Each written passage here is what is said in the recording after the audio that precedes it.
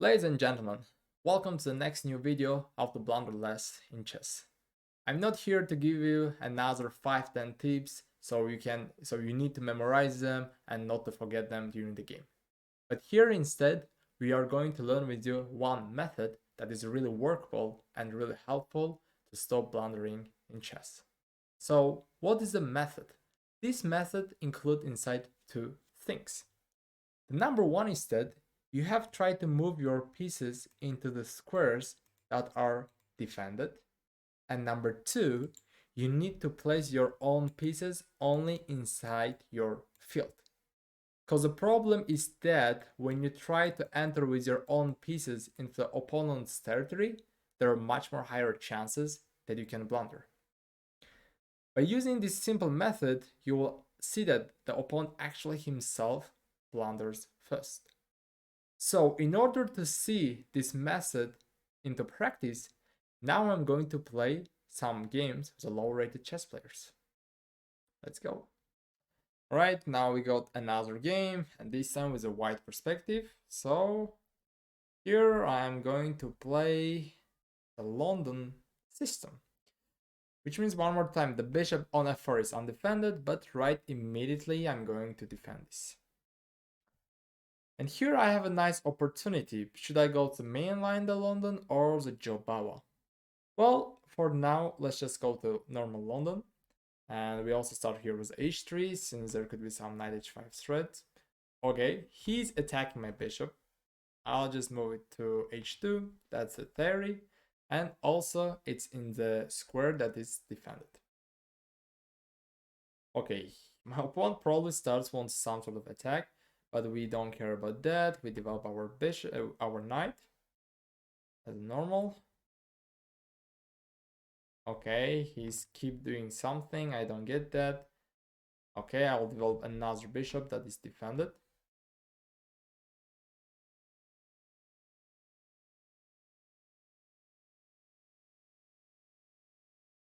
Problem now, my opponent is realizing he lost some tempo, and there you go, guys. This is what happens basically when you try to place your pieces inside your own field and put your pieces into the defended squares. The opponent himself will make the blunder. You see, he is moving the bishop, but is this bishop is defended? Nope. First blunder, already move 7. Isn't that easy, guys? Now we go back, we extra bishop. So far we're doing everything correctly. We still can keep the same method here, but actually we can change our goal here as well because we are the extra some sort of piece. Alright, next blunder by the opponent, he's giving me this pawn. Because of what? My pawn is being protected by my queen. And he cannot take my pawn. And if he takes it, that is next blunder. Okay, this method, guys, I'm pretty sure it works in your level if you're around 800, 700, up to 13 or 1400 even. This works. Because you see, another reason why the opponent is blundering, it is not his pieces defend. Yeah, that's the main case. But another reason is that it is in my camp. You see, this is my field. This is my field, like, and he's entering my field. And that's why there's always huge chances for blunders.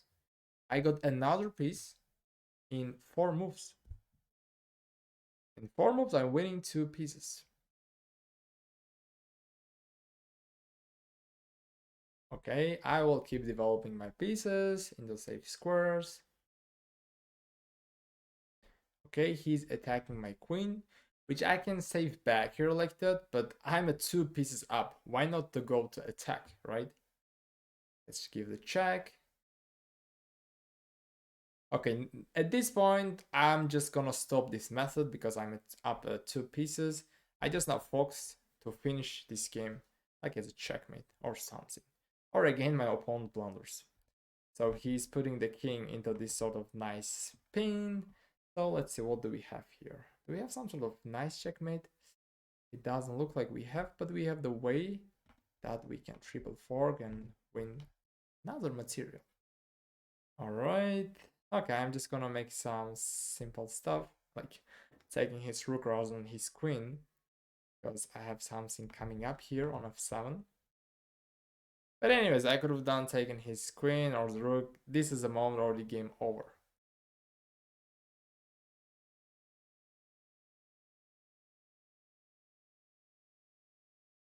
Okay, e5. Suddenly he realized that. That's pretty nice for him. Now I'm gonna take another undefended pawn in my opponent's camp. And this time I'm threading the mate from e6. Oh, I should not remove it. From e6. Okay, he's stopping one more time.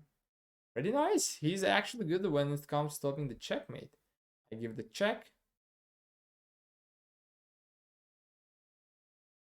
Okay, I'm gonna take another pawn here. Which, if he takes, this is gonna be literally another, like a blunder, because I can take his bishop. And, like, his queen is defending these two squares, but he will not do it anymore. And he takes the queen. Incredible. This is called what, the Body's Gambit? I think Body's Gambit, you just give the queen for no reason. And here's the same. And yeah, I have the opportunity to take the queen, but I think checkmate is way more better here. And there we go, guys. Another victory by using this simple method. We developed the pieces into defended squares, and all our pieces were inside our field. And how we win this game? How we won this game? Because the opponent himself makes a mistake when you use this simple method. I hope you guys from now on you're gonna use this method, and I'm pretty sure this method works in your games, and definitely stop blundering less in your games. Right, we have our first game, and we are with the black pieces. So let me just start first here. The c6, I want to play here the Caro-Kann. And my goal is pretty simple. To move my pieces into defended squares. Okay, so d5 is defended by my pawn and by my queen. So makes sense, okay. Not blundering anything. Alright, and now I'm going to play bishop f5. But now you can say, oh wait, your bishop is undefended. That is correct, and for that reason, in the next move, immediately, I'm going to defend my bishop here. So, my opponent here giving check, right? And I need to blockade this check. And now I will go here with the knight c6, but not knight d7. And why? The reason is simple. Because look, if I go to knight d7, my pawn would be left undefended. Because right now my queen is defending. So for that reason, I go to knight 6, and I should not worry about anything since I have the pawn on b7. Alright, knight e5. So he wants to put the more pressure into my knight, which is attacking into my field. I have a little bit pretty good news since my opponent's piece into my territory that he can blunder. So my knight is under the pressure. Now I need to bring the more defender. Goes to c8. The good news so far, my all the pieces are kind of defended unless a bishop, but I have to make it happen the next move immediately. But I couldn't do that so far since my knight was under the pressure. And now finally I can play e6. So far everything is good. All my pieces right now are defended into defended squares. And for sure I cannot take his knight here since my king is pinned. Okay, he's also defending the knight, not bad idea. And now I will try to develop my another knight.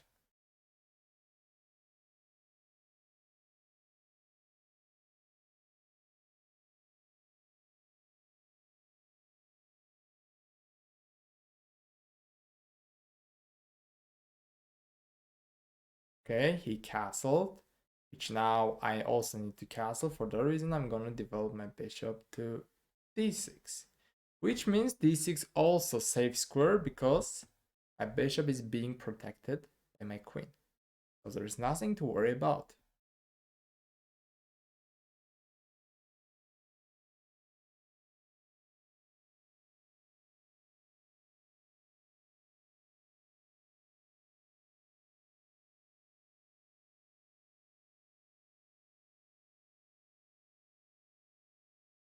Alright, he's bringing the more pieces into defending his knight, which is also the correct idea.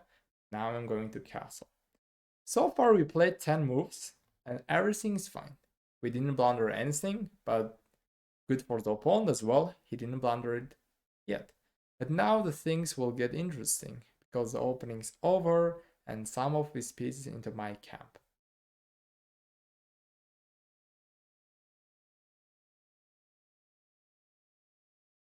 And he captured my knight. Of course, I will not take with my rook here since his knight is attacking onto this square. Now I will take back with my pawn. And my position here slightly got better because I have right now 2 pair of bishops, but this is not really related to our topic because our goal is not blundering. Okay, a4. Now we will bring our queen like here. Because now again what? Everything, guys, pay attention. Every of our piece got defended by another piece or by the pawns. Now somehow we are putting the pressure on this knight.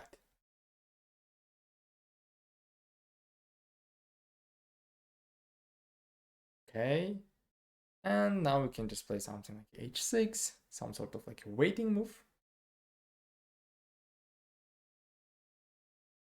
Okay, he's also making the waiting move. And let me just offer him here this sort of knight trade, or let's just bring the rook into action. So far we are doing everything correctly. All the pieces are defended, and if you pay attention, all our pieces simply inside our own camp that we feel secure here. Okay, queen d2, and let's just offer now trading the knights.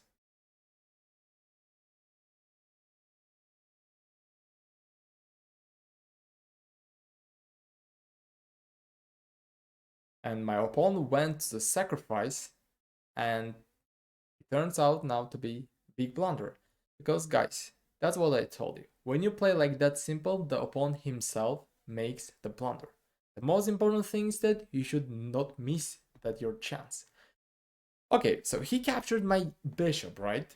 Well, if I capture back, he will probably not take the pawn, but actually he will take my knight and then he will take the pawn, which still it would be winning, but I think it feels a little bit risky. I need to make here the simple choice. Should I capture the bishop or should I capture the knight? Which for me it feels secure to capture his knight because my king still feels in the safety. It still feels safe here. But now what happened? We got knight and he got only the pawn. Okay, he's attacking our rook. Since we have already the winning position here, we need to simplify.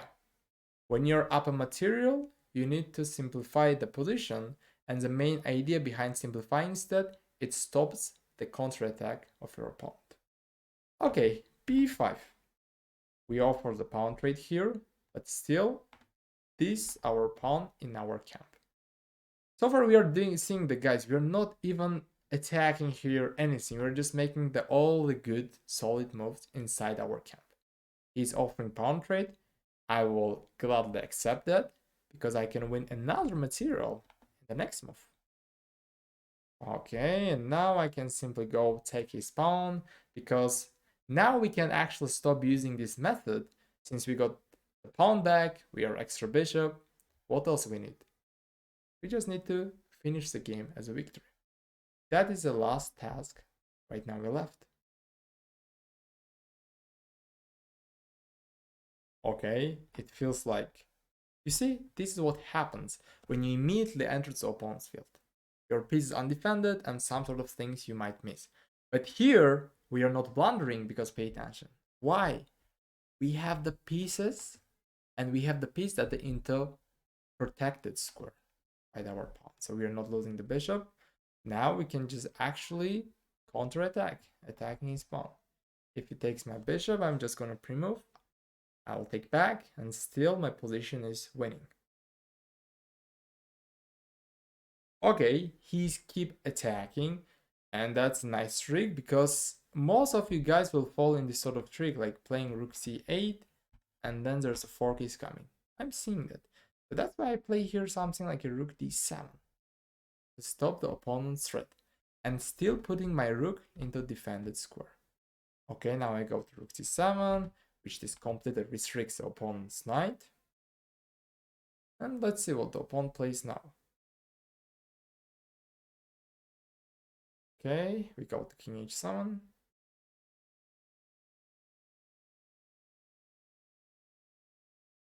Alright, he's attacking my bishop. I'll just again put into a safe square.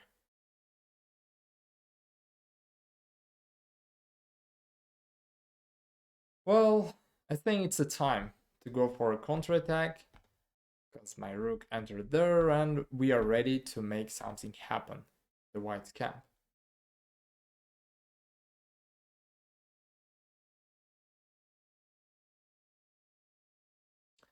It's already game over here. The opponent should resign, but yeah, at this level, never expect from your opponent to resign.